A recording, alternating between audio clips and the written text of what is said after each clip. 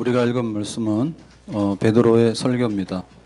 베드로가 오순절날 성령의 충만함을 받고 드디어 입을 열고 설교를 하기 시작하는데, 그 설교는 굉장히 두 가지 면에서 특징이 있죠. 첫 번째는 놀랍다. 어떻게 갈릴리 어부가 출신이 별로 좋지도 않은 사람이 저렇게 설교를 할 수 있을까? 성경을 어떻게 저렇게 잘할까? 이런 면이 놀라운 것이고, 또 한 가지는 그 설교하는 데에 담대함. 그러니까 예수를 십자가에 못 박아 죽여라. 그래서 예수가 십자가에 못 박아 죽었죠.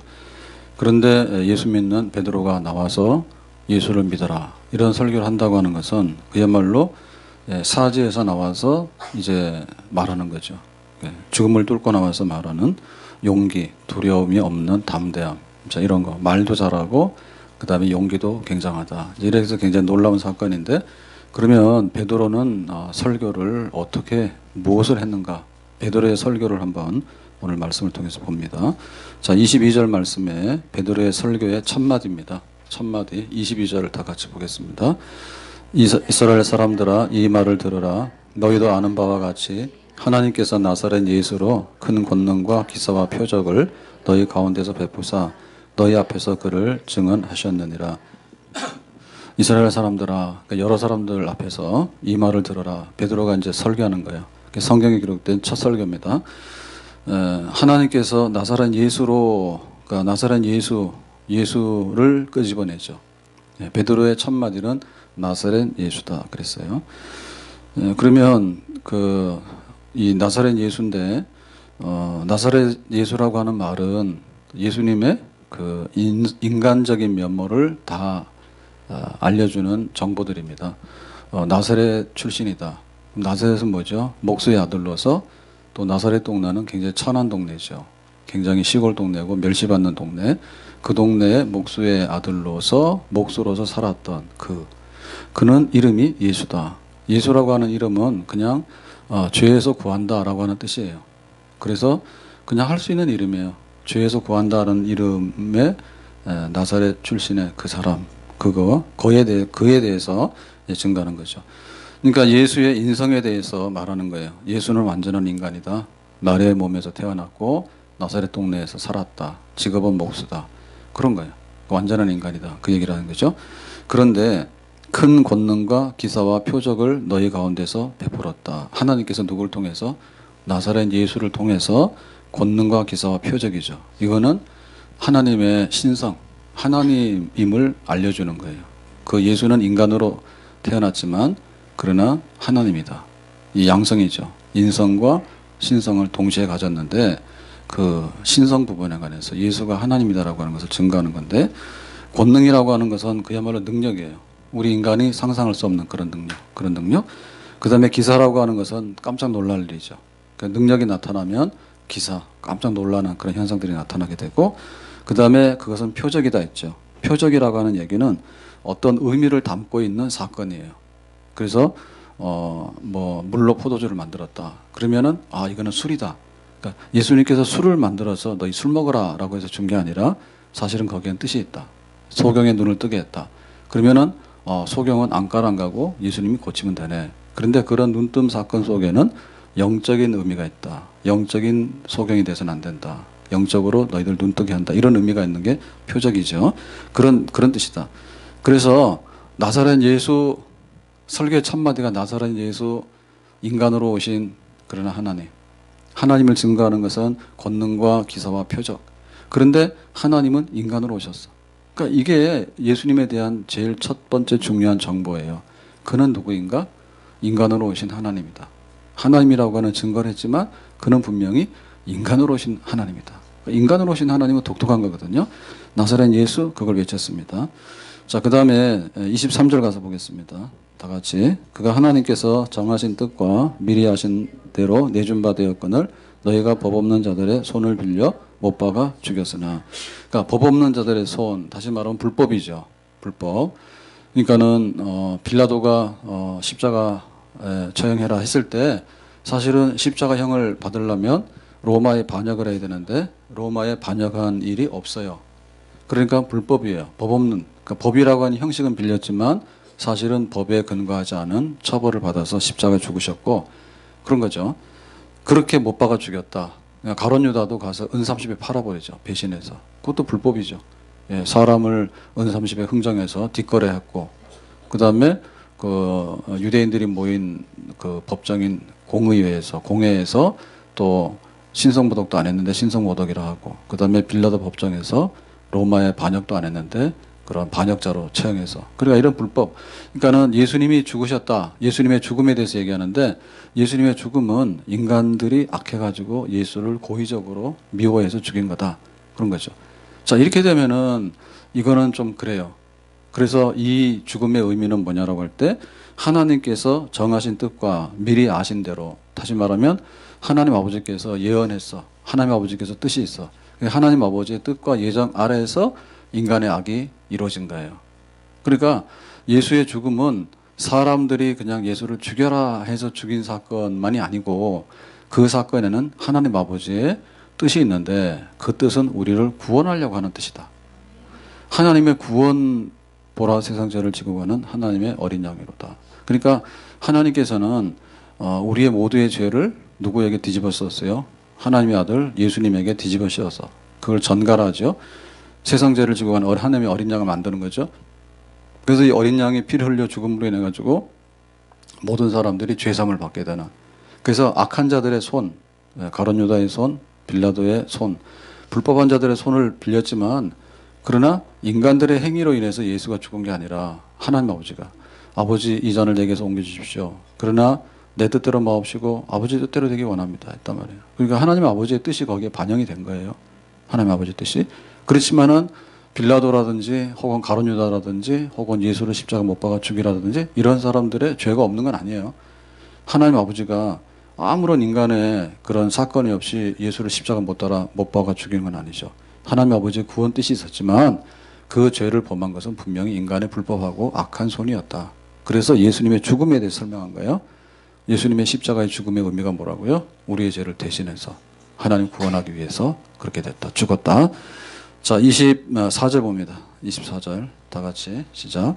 하나님께서 그를 사망의 고통에서 풀어 살리셨으니 이는 그가 사망에 매여 있을 수 없었음이라 그랬죠. 자, 이제 사망의 고통에서 풀어 살리셨다. 예수님의 부활에 대해서 증가하는 거예요. 자, 고통에서 풀어 살리셨다. 고통이란 얘기 뭐냐면 통증. 자, 통증 중에서 제일로 심하게 느끼는 통증이 뭐냐면 산통, 산고. 그렇죠? 지금은 무통으로 마취하고 분만해요. 그래서 모르시는구나.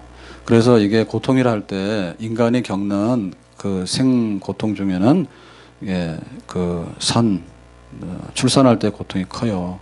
크죠? 안 해봐서 몰라요. 고통이 커요. 그래서 애 놓다 죽기도 하고 죽을 고비를 넘겨야 된다고 옛날에는 그랬다고. 그래서 이 고통에서라고 하는 말은 고통이라는 얘기는 산통. 그런데 산통은 죽음에 이르는 고통이지만 또한 뭐예요? 아이가 태어나는 고통이지. 그러니까 예수님의 부활이라고 하는 죽음이라고 하는 얘기는 부활이라고 하는 얘기는 죽음에 이르는 길인 동시에 또한 뭐예요? 새로운 생명을 탄생시키는 그런 부활. 그래서 고통에서 풀어 살리셨다. 그러니까 하나님께서 예수를 이 죽음의 고통에서 풀어가지고 살리셨다. 그가 사망에 매여 있을 수 없음이러라 그랬죠. 그러니까는 예수님은 죄가 없기 때문에 우리의 죄를 대신한 거 아니에요. 그러니까 우리의 죄를 갚아서 예수님은 이제 우리의 죄를 대신해서 죽으셨으니까 예수님이 거기에 항상 죽음에 붙들려 있을 수는 없죠. 왜냐하면 예수님 자체는 죄가 없거든요. 그러니까 우리의 죄값을 받았으니까 예수님 원래 죄가 없는 하나님이잖아요. 그러니까 예수님은 이 죽음의 고통에서 풀어서 살려서 다시 살리는 하나님 아버지가 예수를 부활시키는 그런 일이 일어나게 됐다는 거죠. 그러니까 예수의 부활이에요. 자, 처음에 뭐였어요? 나사렛 예수. 근데 예수는 인간이다. 그런데 인간이 아니라 하나님이다. 그런데 이 예수는 어떻게 했다고요? 우리의 죄를 대신해서 죽으셨는데 불법한 자들의 손을 빌려서 하나님의 구원을 이루게 죽으셨다. 그런데 죽으셨지만은 하나님께서 보실 때 이제 그를 살리셨다. 부활했다. 예수의 부활에 관해서 증거하는 겁니다. 그러면 이 부활에 대해서 증거했다 할 때 그 예수의 부활이라고 하는 것은 어떻게 이거 증명을 해야 되냐면 야, 어떻게 예수가 부활해? 예, 이 얘기거든요. 이 얘기거든요. 그러니까는 사도들이 우리가 가봤는데 부활해서 그거는 얘기를 해요. 예. 분명히 예수를 이 아리마대 요셉의 무덤에다가 이렇게 시신을 장례를 지냈는데 가보니까 없어졌어. 근데 천사가 말하기를 그렇대. 그리고 또 우리가 부활하신 예수님 만났어. 그게 예수가 부활했다. 그거를 지금 말해요. 근데 그거는 뭐예요? 경험이죠. 경험이죠. 자기들이 그 경험한 거에 대한 그 증거잖아요. 경험한 거에 대한 증거잖아요.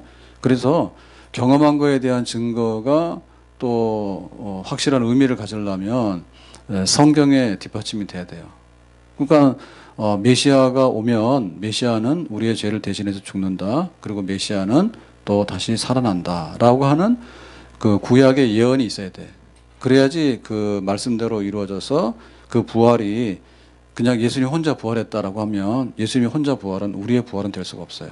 그래서 메시아로서의 죽음이고 메시아로서의 부활이다. 그런 게 증명이 돼야 되는데 그거를 어디서 가져오는가 하면 시편 16편에서 가져와요. 그러니까 시편 16편에 말하기를 죽은 메시아가 우리의 죄를 대신해서 죽으면 그가 다시 살아나게 될 것이다. 그 말씀이 있는데 그 말씀이 지금 이루어진 거야. 그리고 우리가 부활하신 예수님을 진짜로 봤어. 이렇게 하는 거거든요. 자, 그래서 31절 말씀, 31절 보면 이렇게 말하죠. 다 같이 봅니다. 미리 본고로 그리스도의 부활을 말하되 그가 음부에 버림이 되지 않고 그의 육신이 썩음을 당하지 아니하시리라 하더니 그랬습니다. 그러니까 이 시편 16편에 말하는 당사자는 다윗이에요. 다윗이 말하기를 그가 음부에 버림이 되지 않고 그의 육신이 썩음을 당하지 아니하리라. 그러니까 음부에 버려져서 무덤 속에 있으면 유골이 되고 뼈가 되고 지금도 계속 있어야 되는데 그렇게 되지 않고 썩지 않는다. 다시 말하면 다시 살아난다 얘기거든요.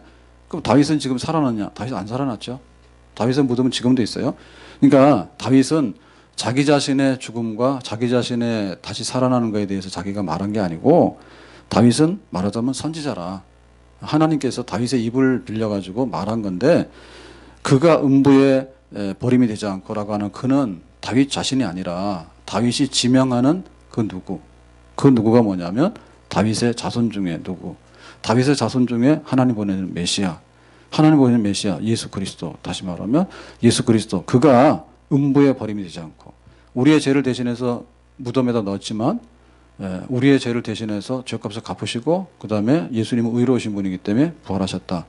그러니까 음부에 버림받지 않는다라고 하는 것은 다윗이 장차 올 다윗의 자손 중에 메시아 그리스도 그분이 죽음에 계속해서 있을 수 없다. 영원히 죽음 상태에서 썩어질 수 없다.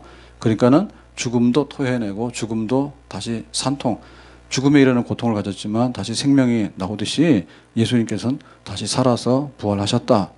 그 시편의 16편에 말하는 메시아는 죽지 않고 죽음 가운데 있더라도 일어난다. 다시 산다라고 하는 그 예언이 지금 예수에게서 이루어진 거다. 그러니까는 그리스도가 부활한다고 하는 그 예언이 바로 예수에게서 이루어졌다. 그러니까 예수는 그리스도고 우리의 구원자 메시아가 맞다. 이 얘기죠. 그러니까는 이제 그 예수의 부활에 관해서 얘기할 때 구약 성경을 증거해서 한 것이고 그러고 말하기를 자 32절에 이렇게 말하죠. 32절에 이 예수를 하나님이 살리신 자라 우리가 다 이 일의 증인이로다. 그러니까 우리가 이 일의 증인이라는 얘기는 지금 사도의 얘기죠. 베드로 설교하잖아요. 베드로의 얘기죠. 내가 부활한 예수 봤어. 그러니까 예수는 부활했다고 내가 증인이야, 증인. 그러니까 베드로는 설교를 하면서 예수님의 부활에 관해서 시편의 16편에 기록된 메시아의 다시 사심, 그거가 예수에게서 이루어졌다라고 하는 성경적인 증거를 하는 동시에 자기들이 예수님을 따라다녔고 예수님의 죽음을 목격했고 예수님의 부활을 목격했죠. 그러니까 우리의 증인이죠. 우리의 증인이죠. 그러니까 베드로의 경험적인 증인은 신약의 증인이죠. 시편 16편에 나오는 부활에 대한 증인은 구약에 예언된 메시아의 부활에 대한 증인이죠. 그러니까 신약의 구약의 성경에 근거한 부활의 증거와 우리가 직접 목격한 신약 당사자 베드로 사도들 당사자의 그 증언 예수는 부활했다. 이 증언이 만나는 거죠. 그러니까 신약과 구약이 만나서 그 역사적인 예언과 경험적인 부활에 대한 목격자의 목격담이 만나져 가지고 부활은 진실이고 사실이다 얘기죠. 아멘. 그래서 예수님의 부활을 증거한 거예요. 자, 예수는 나사렛 예수다. 예수는 불법한 자들의 손을 빌려서 하나님의 뜻을 이루게 죽으셨다. 그런데 이 예수는 메시아로서 죽음에 있지 않고 다시 부활하신 분이다. 그분에게서 이 부활이 이루어졌다. 아멘. 자, 그 다음에 이제 예수님에 관한 설교는 이렇게 진행이 되는데 33절 봅니다. 33절 시작. 하나님이 오른손으로 예수를 높이심에 그가 약속하신 성령을 아버지께 받아서 너희가 벗고 듣는 이것을 부어주셨느니라. 하나님이 오른손으로 예수를 높이심에, 그러니까 왼손이라는 말은 나쁜 말이에요. 왼손은 심판하고 때리고 징계하는 손입니다. 왼손. 오른손이란 얘기는 칭찬하고 상주고 격려하고 도와주는 손이에요. 그러니까 하나님의 오른손으로 예수를 높였다라고 하는 얘기는 뭐죠? 그야말로 예수를 높인. 자, 예수님은 부활한 다음에 승천하시죠. 50일째 되는 날 승천하시죠. 40일째 되는 날 승천하시죠.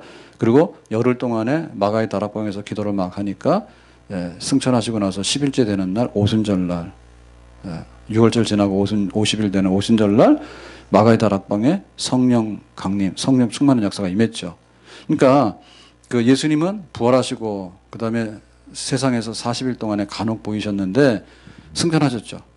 승천하셨죠. 그 승천했으면, 승천이라는 얘기는 이렇게 막 떠돌아다닌다는 얘기는 예요, 아니면은 하나님 보좌 우편이라고 하는 그 영광스러운 자리에 하나님 아버지가 갔다가 존귀함으로 세워주신 자리예요. 세워주신 자리예요.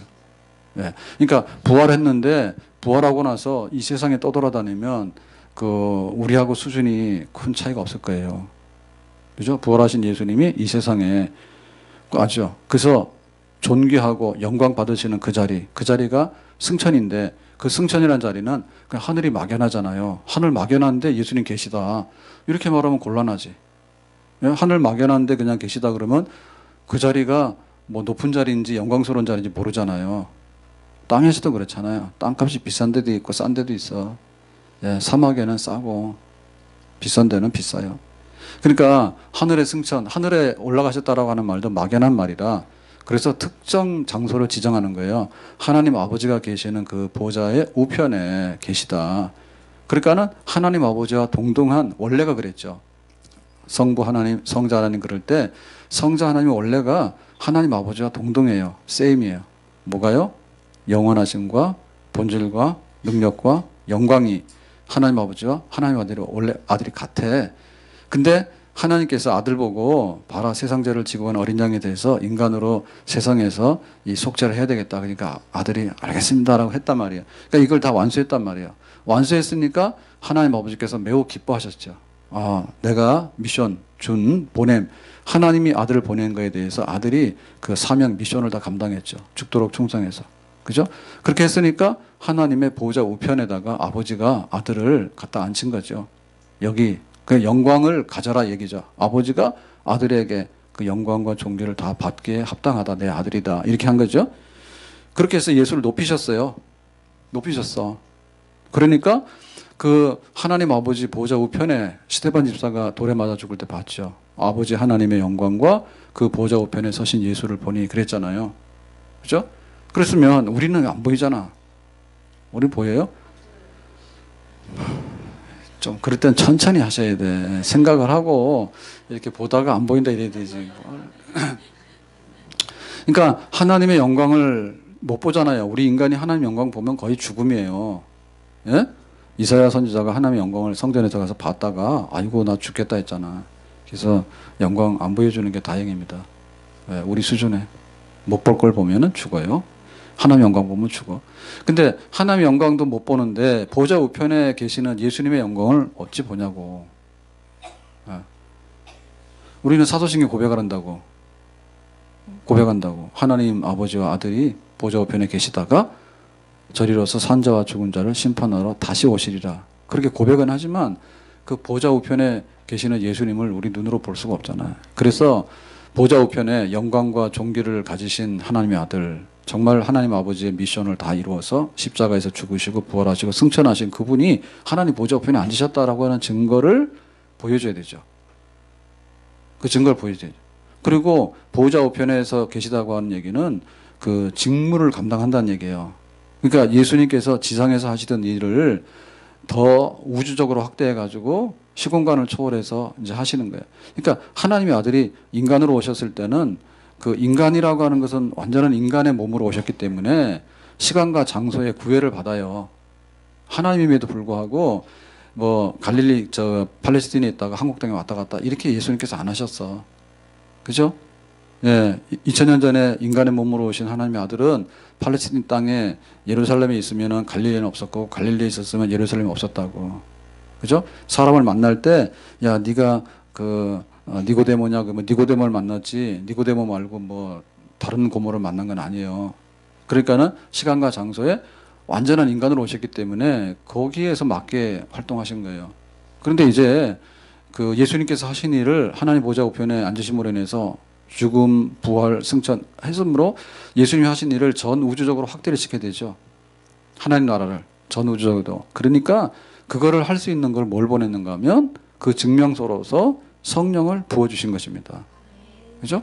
예수님께서 내가 아버지 보좌 우편에 가게 되면 너희들에게 보혜사 성령을 보내주겠다 했죠. 그 성령을 부어주심. 정말 폭우가 쏟아지시 물 붓듯이 부어주시는 그런 성령을 너에게 주시겠다 했죠. 그러니까 그것이 지금 이루어진 거라.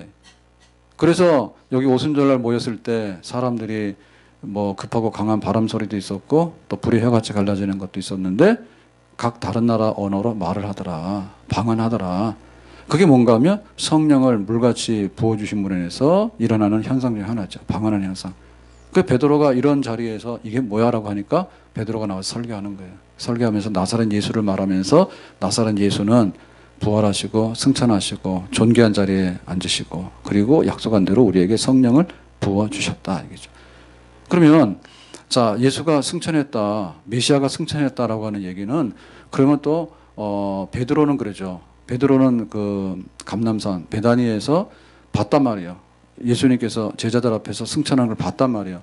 근데 지금 여기 예루살렘에 많은 그 설교하는 사람들은 그걸 다 목격을 못했죠. 제자들이 보는 가운데서 올려졌지 여러 사람이 보는 데서 승천하신 건 아니잖아요. 그러면 그건 네 얘기 아니냐? 네가 본 거를 얘기하지만 그건 너의 주관적인 거 아니냐 얘기죠. 그래서 역시 그 부활이라고 하는 것도 구약 성경에 메시아는 죽음에 매여 있지 않고 부활한다라고 하는 시편 16편의 얘기를 인용한 것처럼 여기 승천해서 영광의 자리에 앉으셨다라고 하는 것도 구약 성경에 대한 성취다라고 얘기를 하는 거예요. 그게 바로 시편 110편이에요. 그래서 시편 110편에 나오는 인용 그거를 근거해서 메시아는 승천하실 뿐만 아니라 영광과 존귀의 자리에 앉으셔. 그 시편 110편에 메시아에 대해서 예언한 게 있는데 그게 지금 예수님께서 이루어진 거야. 그러니까 예수는 그리스도가 맞다 얘기죠. 그래서 시편 110편에 인용한 얘기가 바로 35절의 얘기예요. 자, 35절 보겠습니다. 시작. 내가 내 원수로 내 발등상이 되게 하기까지 너는 내 우편에 앉아 있으라 하셨도다. 자, 시편 110편에 기록된 이 말씀을 베드로가 인용을 해가지고 내가 나의 원수를 너의 발등상에 되게 하기까지 너는 내 우편에 앉아 있으라. 그러니까 여기서 말하는 나는 성부 하나님이죠. 성부 하나님이 내 우편에 앉아 있으라. 누구에게? 아들. 다시 말하면 예수 그리스도에게 말하기를 보좌 우편에 앉으라 라고 할 때 언제? 여기 다 무릎을 꿇고 발 앞에 굴복하고 항복할 때까지. 그러니까 예수님께서 완전한 통치가 이루어질 때까지 보좌 우편에 계시다가 마지막에 예수님 재림하시게 되면 모든 게 이제 완전히 심판을 지평하게 가게 되는 거죠. 그러니까는 다 예수에게 무릎 꿇는 그런 데까지 이를 때까지 보좌 우편에 있으라라고 하신 거예요. 그러니까 예수님은 지금 어디 계시다고? 하나님 보좌 우편에 앉으셔서 그 다음에 저리로서 산자와 죽은 자를 심판하러 오시리라 라고 하는 것은 미래 사건인데 아직 안 일어났죠. 예수님의 재림이. 그러니까 예수님이 지금 어디요? 주여 그럴 때 예수님은 하나님 아버지 보좌 우편에 계세요. 예수님은. 그 하나님 아버지 찾으려고 생각하면 안 돼요. 하나님의 영광은 우리가 접근할 수 없어. 그러니까 보좌 우편에 계신 예수님도 어디 찾으러 돌아다니면 안 되겠지. 그죠? 그렇대 하여튼 간에 예수님께서는 하나님 아버지 보좌 우편에 아버지의 모든 영광과 존귀를 다 위임받으셔서 그거를 가지시고 지금 예수님께서 하시는 구원일, 그 다음에 하나님의 나라를 건설하는 일을 예수님께서 행하시죠. 뭘 보내서 행해요? 성령을 보내서 행하시죠. 누구를 통해서? 성령 받은 교회와 성령 받은 제자들을 통해서 지금 모두가 무릎 꿇게 되고 하나님께 굴복하는 그 나라를 건설하는데 지금 하고 계시죠. 그 진행형이죠. 그게 끝나게 되면 예수님께서 재림하셔서 오신다고 말이죠. 아멘. 자, 그래서 예수, 나사렛 예수, 지금 설교예요. 예수, 나사렛 예수다. 그런데 그 예수는 우리의 죄를 인해서 죽으셨다. 그리고 그는 부활하셨다. 음부에 갇혀 있지 않는다. 그런데 그 예수는 영광의 존귀한 자리에 앉으셨다. 그죠? 거기까지 지금 베드로의 설교 여기까지 왔죠. 자, 그래서 영광의 보좌에 앉으셨다라고 얘기를 하니까 지금 설교 듣고 있는 사람들이 뭐예요? 둘 중에 하나로 갈라지겠죠. 하나는 뭐예요? 야, 이 말도 안 되는 소리 그만 집어쳐 라고 하는 거하고 또 한 가지는 뭐예요?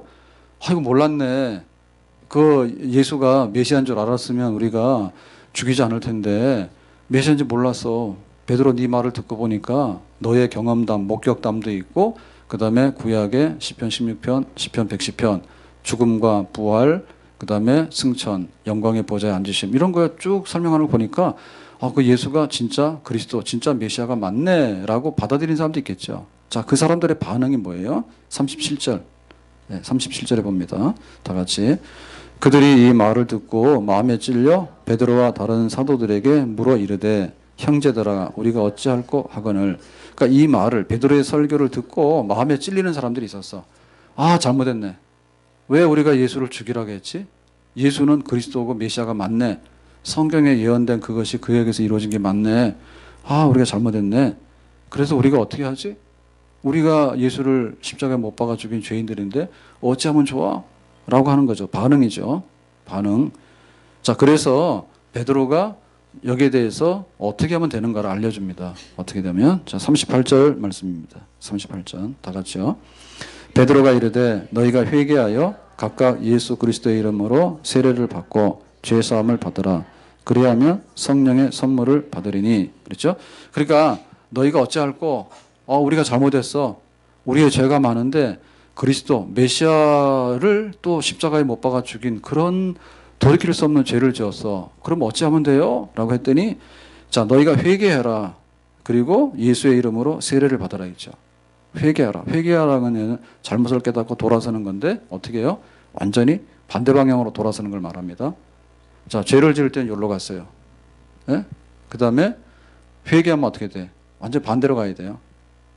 반대로. 그러니까 이렇게 가다가 약간 이렇게 하는 건 회개가 아니에요. 그래서 교회 온 사람 중에도 여기로 오긴 왔는데 회개하러 오긴 왔는데 약간 했지 돌아서지 않는 사람들이 많아. 그러고 여기 회개가 안 된 거예요. 완전히 돌아서는 거예요. 다시 말하면 중생이라고 하는 것은 사람이 생명이 태어났잖아요. 그러면 사람이 죽었잖아요. 그럴 때 이 사람 살아날 때는 완전히 새로운 생명이 들어가는 거지. 그죠? 그 돌아서는 거예요. 회개. 회개. 자, 이 회개를 하려면 뭐 해야 돼요? 두 가지가 있어야 돼요. 하나는 뭐냐면 깨달아야 돼요. 잘못됐네. 그걸 깨달아야 돼. 깨달아야 되는 거예요. 그래서 돌아서는 내가 왜 하나님께 예배를 안 드리고 그 우상숭배에 그런 쓸데없는 짓을 했을까? 내가 왜 예수를 메시아가 아니라고 그렇게 돌로 치고 십자가에 매달아 죽이라고 그래 소리를 질렀을까? 잘못했네. 깨닫는 거예요. 깨닫는 거는 우리의 더럽고 추한 것을 보는 거래요. 우리의 더럽고 추한 것을 벗어 깨달아지게 되면 그 다음에 뭔가 하면 내가 믿음이 생겨야 돼. 예수님은 나사렛 예수였구나. 그런데 인간을 구원하려니까는 이 추하고 더러운 인간으로 오셨구나. 고마운 일이네. 그런데 인간이 아니라 그가 행하신 능력과 권능과 표적을 보니까 그는 하나님이 맞네. 그 죽음은 그 빌라도가 판결을 했지만은 그거는 잘못된 판결이었고, 그로 통해서 세상죄를 지고 간 하나님의 어린 양이라고 하는 그 이사야 53장에 나오는 대속의 메시아가 맞네. 그런데 그는 죽음에 붙들려 있을 수가 없어서 다시 부활하신 것도 맞고 또 이제 승천해서 영광의 자리에 앉으신 것도 맞네. 다 맞네. 그 믿음이죠. 그러니까 우리가 잘못했다라고 하는 것은 더럽고 추한 것을 이제 버리는 것을 말하는 거고, 믿음이라고 하는 것은 제대로 알고 긍정적인 걸 채우는 걸 말하는 거예요. 이 두 가지가 다 회개에 속해요. 이 두 가지가 다 회개에 속해요. 회개는 죄를 깨닫고 또 올바른 게 뭔가를 받아들이고 이 두 가지 요소가 다 들어가는 거예요. 그러면 이 회개라고 하는 것은 어디서 이루어지냐면 내 안에서 이루어지는 거예요. 내 안에서 이루어지기 때문에 내 안에서 이루어지는 사건만 가지고는 안 된다. 그래서 이거를 세례를 받는 거죠. 자, 세례를 받는 건 뭐냐면 내 안에 내면적인 회개 역사, 죄를 버리고 예수를 알고 예수를 믿겠다고 하는 것이 생겼다.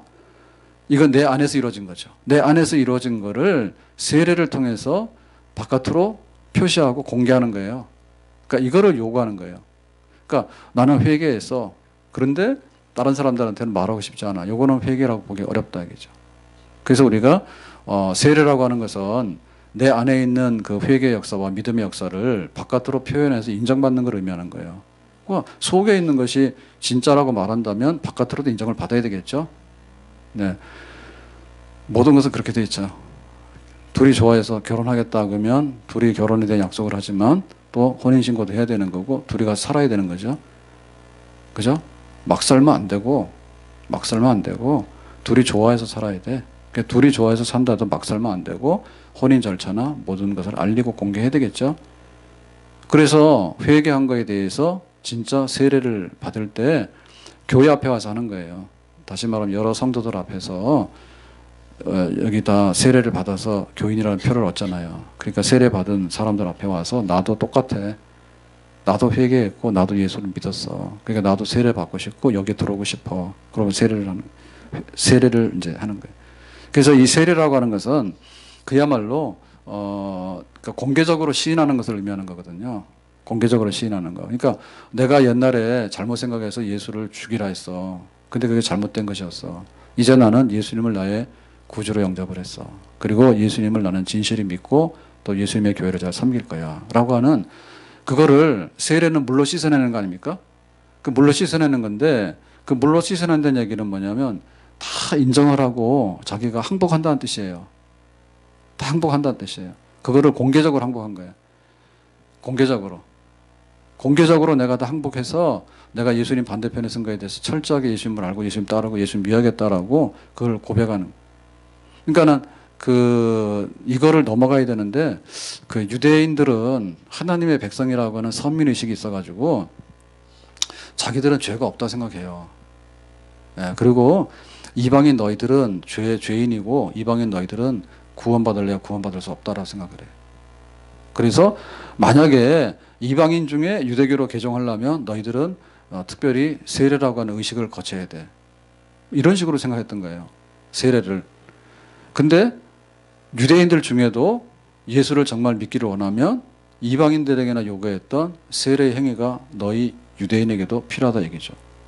그러니까 철저하게 나도 이방인의 심정으로 돌아가서 내가 항복하고 무릎을 꿇고 내가 물로 씻어지는 것처럼 내 죄가 다 사함받고 이제 내가 예수 믿는다고 하는 것을 내 마음속에 가지고 있는 것만 아니라 사람들 앞에 보여주고 그리고 니들이 증거를 원한다면 내가 교회 앞에서 다 증인들 앞에서 나 세례를 받는다라고 자기 자신을 완전히 복종시켜서 헌신해서 내놓는 사건이 바로 세례의 사건입니다.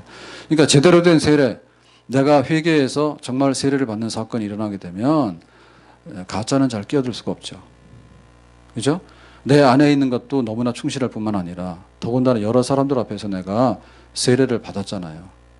여러 사람들의 증인 앞에서. 그러니까 웬만해서는 잘 허튼 소리 안 하겠죠. 나 교회 안 나와? 예수가 누구래? 교회에서 전화하기만 하면 콱 교회 끊는다. 이런 얘기 안 하겠지. 내가 잘못했어요? 내가 다시 주님 뜻대로 살겠어. 이렇게 하겠지. 그러고 이 세례도 굉장히 강하고 거룩한 예식입니다. 근데 이거를 우리가 너무 쉽게 생각해요. 막 받고 또 버리는 것도 막 버리는데 그리 하시면 안 되겠다 얘기죠. 자, 그래서 어찌할 거라고 하는 것은 방법을 알려달라는 얘기인데 회개하고 세례 받으면 돼. 정말로 내가 마음속으로 믿고 그거를 겉으로 공개할 수 있으면 돼. 다른 거 요구 안 하겠다. 예수 믿는 건 그런 거야. 이죠? 자, 그렇게 될 때 이게 조건이죠. 조건이 뭐냐면 회개하고 세례 받으라 예수님의 이름으로. 그런데 세례 중에는 뭐예요? 예수의 이름으로. 니들이 예수 미워하고 인정 안 했잖아. 예수는 인간인데 하나님이라고 떠드는 정신병자고 예수는 사기꾼이고 예수는 막 이렇게 했잖아요. 예수에 대해서 철저하게 반대하지 않았어요? 십자가 죽이라고. 그러니까 이제는 예수를 인정하고 예수의 이름으로 세례를 받으라고 해요. 다른 이름으로 받는 게 아니라. 아멘. 철저하게 예수 사람 되라고 해요. 자, 이게 조건이죠. 자, 이런 조건을 갖게 되면 어찌할 거라고 할 때 살 길을 열어달라 했죠. 그러니까 이런 조건, 이거를 너희들이 갖추게 되면 약속 두 가지가 있는데, 첫째는 뭐예요? 죄사함을 받으리라. 아멘. 자, 죄사함 받는다는 얘기는 모든 죄와 허물에 관해서 씻음 받는다는 얘기죠. 예수님의 십자가의 피로서 우리의 모든 죄가 사함을 받습니다. 아멘. 그게 큰 약속이죠. 죄로 인해서 하나님과 원수가 된 거고, 죄로 인해서 사망이 오게 된 거고, 죄로 인해서 모든 가시와 엉겅퀴와 모든 고통이 오게 된 거예요. 그러니까 그 근원이 죄죠. 그 죄가 예수를 진실히 믿게 되면 사함받아서 없어진다 얘기죠. 씻어서 덮어서 없어진다는 얘기죠. 아멘. 이 죄사함 중에서 죄사함 받지 못할 게 있어 없어요? 없죠. 없어요. 예수님을 십자가에 못 박아 죽이라라고 했던 그 죄도 자기가 회개하게 되면 용서를 받아요. 그런데 예수 못 믿어라고 하는 것은 용서 못 받아요. 그러니까 예수 못 믿어요. 예수는 메시아 아니에요. 필요 없어요. 라고 하는 것은 여전히 용서를 못 받습니다. 그런데 예수님의 이름으로 나와서 죄를 회개하고 예수님의 이름으로 항복해서 내가 그렇게 살겠다고 하는 자에게는 지난 과거의 모든 죄에 대해서는 다 용서를 받는다? 엄청난 약속이죠. 그러니까 하나님 앞에 쓸 때 우리의 모든 것들을 다 덮어가지고 갈 수 있는 자격이 바로 죄사함이에요. 하나님께 나가는데 뭐가 필요하냐라고 할 때 돈이 필요해요? 얼굴이 필요해요? 뭐가 필요해요? 하면 우리는 나갈 수 없어요. 죄인이라서. 문제는. 그래서 이 죄가 사함받는가라고 하는 것이 핵심이거든요. 죄 사함이라고 하는 큰 선물, 이거를 베풀어 준다. 약속. 두 번째 약속은 뭐예요? 거기에 더해서 뭐 한다고요? 성령의 선물을 받으리라 라고 했죠. 성령의 선물을 받으리라. 그러니까 이 성령의 선물이라고 하는 것은 죄 사함을 받고 나면 그 다음에 채워주는 그 선물인데, 선물이라는 것은 그야말로 은혜고 축복이잖아요. 자, 성령을 선물로 받게 되는데, 이 성령을 선물로 받게 되면 뭐가 되냐면 우리가 죽은 자가 다시 살아나게 돼요. 죽은 자가 살아나게 되는 역사는 성령께서 일으키는 역사예요. 그리고 죽은 자가 살아났을 때 이 성령이 우리 속에 내주하시죠. 계속해서 계시죠. 계속해서 계시니까 성령의 소욕대로 살 수 있는 것들을 이끌어 주시는 거예요. 그리고 예수님과 우리가 연합할 수 있어요. 하나님의 아들 예수님께서는 보좌 우편에 계시는데 우리하고 관계가 없어. 그런데 보좌 우편에 계시는 예수님께서 내가 너와 함께 할게. 그리고 사망의 골짜기로 지날지라도 해받지 않게 할게. 그리고 내 이름으로 기도해. 그럼 내가 기도에 응답을 줄게. 라고 하는 이 모든 연합을 누가 이루어줍니까? 성령이 하시는 일이죠. 성령은. 그리고 성령께서 하시는 일이 뭐죠? 우리의 옛사람은 죽고 자아는 죽고 이제는 새로운 사람, 성령의 소욕대로 살아가는 사람, 하나님의 자녀다운 성품으로 살아가는 사람이 되도록 하는 그런 은사를 우리에게 선물 주시죠. 그러니까 하나님께서 주시는 모든 것은 죄사함과 성령의 선물이라고 하는 게 다 포함되어 있다. 성령, 그 성령을 우리에게 보내주심으로 인해 가지고, 선물로 주심으로 인해 가지고 우리가 비로소 이제 새로운 백성이 되고 새로운 나라의 시민이 되는 거예요. 그러니까 이거를 보내주는 거예요. 만약에 이 성령의 선물을 주지 않으면 우리는 여전히 세상 사람이고 마귀의 자녀고 그걸 벗어나지 못해, 이 울타리를. 그런데 성령의 선물을 우리에게 주심으로 인해서 우리가 이 모든 넘쳐나는 하나님의 복락을 비로소 성령 안에서 경험하게 되고 그거를 채우게 됐다 이거죠. 아멘. 그게 약속이에요. 그래서 이 약속은 어디까지요? 자, 39절에 보겠습니다. 39절에 이 약속은 너희와 너희 자녀와 모든 먼데 사람 곧 주 우리 하나님이 얼마든지 부르시는 자들에게 하신 것이라 하고, 그렇죠. 그러니까 죄사함과 성령의 선물을 주는 데 있어서 그 받을 수 있는 대상이 누구냐라고 할 때, 예, 먼데 사람, 이방인.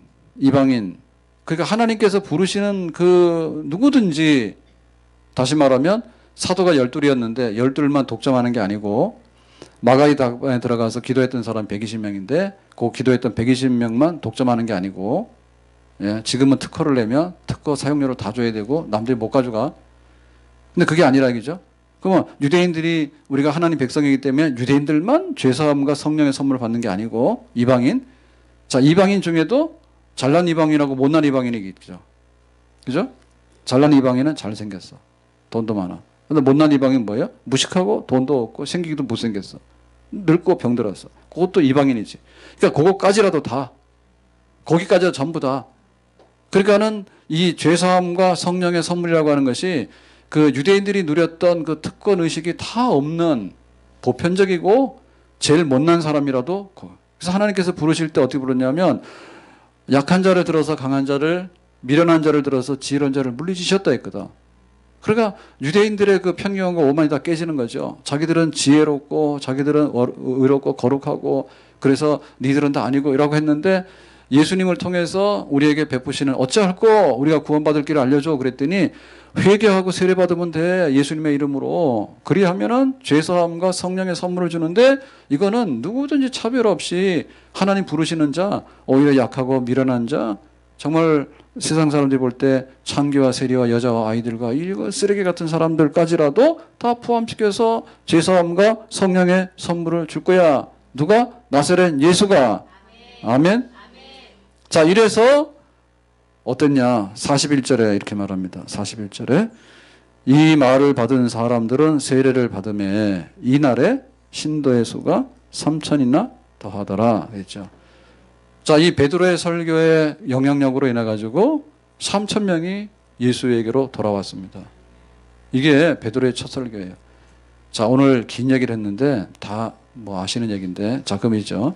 그러면 우리는 가가지고 입을 열 때 안 믿는 사람들한테 가서 입을 열 때 도대체 첫 말을 뭘 해야 될 건가? 예? 그리고 내가 교회를 다닌다 할 때 네 교회 다니는 거 뭔지 한번 말해봐라고 할 때 도대체 우리는 무슨 말을 할 것인가? 그 얘기입니다. 그러니까 지금 우리는 얘기할 때 자, 너 예수 믿지? 입 열어봐 라고 했을 때 입 열었다. 입에서 냄새만 난다. 쓸데없는 소리만 하는 거야. 그리고 어찌할 바를 몰라. 나보고 뭘 말하라고 제발 좀 말하지 마. 그냥 교회 가. 나는 교회를 다녀. 뭐 어쩌고 저쩌고. 교회 가면 밥맛도 주고 커피맛도 줬고 교회 가면 잠도 잘 오고 잘 졸잖아요. 집에서는 못 자서 뒤척거리는데 교회만 하면 잔다니까. 그러니까는 교회 가면 착하라는 말하고 막 둘러대는데 베드로가 그런 말 했냐 말이죠. 베드로의 첫 설교가 뭐냐고. 지금 오순절날 성령이 강림했는데 그 제자들이 숨어 있다가 성령 받고 나서 담대해가지고 하나님 말씀이 막 생각이 나가지고 나가서 길거리 나가서 지금 설교를 하잖아요. 사람들 앞에. 그럴 때 첫마디가 뭐였는가 그 생각하라. 그러니까 내가 예수 믿는다 했을 때 나사렛 예수부터 시작해가지고 지금 그의 죽음과 부활과 승천과 그리고 조건이 뭐냐 하면 회개해서 세례를 받는 것과 또 그에게 약속이 뭐냐 할 때 죄사함과 성령의 선물 거기까지를 말할 수 있는가? 베드로 그거 말했다고. 이거 이상의 설교가 없고 이것이 설교의 오리지널이다. 원 모형입니다. 그러고 가서 내가 예수 믿는다 할 때 내가 믿는 예수는 뭐지? 내가 아는 게 아무것도 없네. 지금 말하는 거가 무슨 말인지 모르면 미안하지만 예수 믿는 사람 아니겠죠? 뭘 믿어요? 내가 기독교인이에요. 뭘 믿어요? 그러니까 지금 교회들이 심각한 겁니다. 그러니까 너무나 좋은 걸 버리고 보석은 버리고 가가지고 이거 뭐 플라스틱 아니면 뭐 도금한 거 이런 거 있죠. 뭐 이런 걸 가지고 와 이게 다이아몬드라고 이러고 하고 있는 거예요. 네? 그러니까 역사적인 성경적인 그 예수에 대해서 우리가 알고 믿고 내가 그것을 믿는다고 고백하라 이거죠. 네? 이거 없이 엉뚱한 얘기 막 둘러대가지고 그러니까 막 할 거 없으니까 뭐 교회 오면 2%가 좋아집니다. 뭐 2%로 채워드립니다. 그리고 뭐 교회는 뭐 상식이 통합니다. 뭐 온갖 얘기들 뭐 이런 게 그런 얘기는 아니죠. 네? 그러니까 우리의 기회하고 우리의 관심사가 너무나 예수님하고 멀어졌어. 그걸 알아야 되는 거예요. 도대체 교회가 뭐냐 그냥. 교회가 세상의 인본주의자들이나 세상에 어떻게 하면 인간적으로 행복하게 되지? 뭐 이런 거를 논하는 사람들의 연장선 속에서 교회가 있다고 생각하면 안 되겠죠. 네?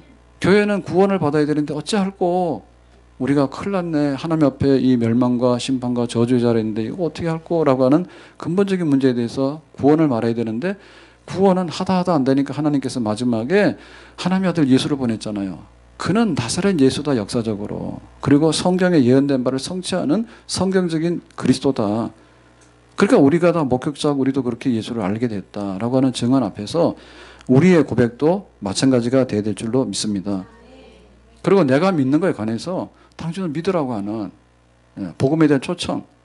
이게 교회 안에서 일어나야 되겠고 우리가 또 안 믿는 사람들한테서 말해야 되는 것이 그래 너는 절간 가는데 아파트가 2채니 나는 교회 가는데 이게 지금 월세집인데 이렇게 비교를 하면 우리가 안 돼요. 그래 공자 말씀도 좋고 맹자 말씀도 좋은데 뭐 석가모니 말씀도 좋지. 근데 예수님 말씀도 좋잖아. 이렇게 비교하면 안 된다. 예? 내가 기독교인이 되고 그리스도인이 됐을 때 입을 열 때 베드로의 이 설교 오리지널한 설교가 우리 교회가 하는 설교가 돼야 되는 거고 이거를 말고 다른 거를 얘기하면 안 돼요. 다른 거는 부차적으로 얘기할 수 있어요. 근데 이게 근본이 돼야 되는 거지 이 예수님에 대한 신앙이 없는데 얘기를 해서 뭐 하자는 거예요? 예? 우리의 신앙 고백이 올바른 신앙 고백이 돼야지 어찌할 거라고 할 때 진짜 구원받는 자리에 서게 될 줄로 믿습니다. 그리고 이거를 우리 자녀들과 우리 이웃에다가 그대로 전달해 줘야 돼. 네가 예수 믿으면 이렇게 되고 예수 이런 분이야. 그걸 전달해야 되겠고 우리 이웃에다가도 이 예수가 누구인가에 대해서 우리가 어찌할 거라고 할 때 이것이야말로 구원의 길이다라고 하는 것을 얘기해야 되겠습니다. 아멘. 그래야지 기독교는 역사적인 기독교인 동시에 오늘날을 살아갈 수 있는 우리 삶 속에 서 있는 교회가 될 수 있는 줄로 믿습니다. 기도합니다. 오늘 주신 말씀과 같이 우리에게 예수 그리스도에 대한 고백이 있기를 원하고 교회가 이 메시지를 붙들고 전도하기를 원하고 우리 자녀들에게도 이 예수 그리스도가 전달되기 원합니다. 예수님의 이름으로 기도합나이다. 아멘.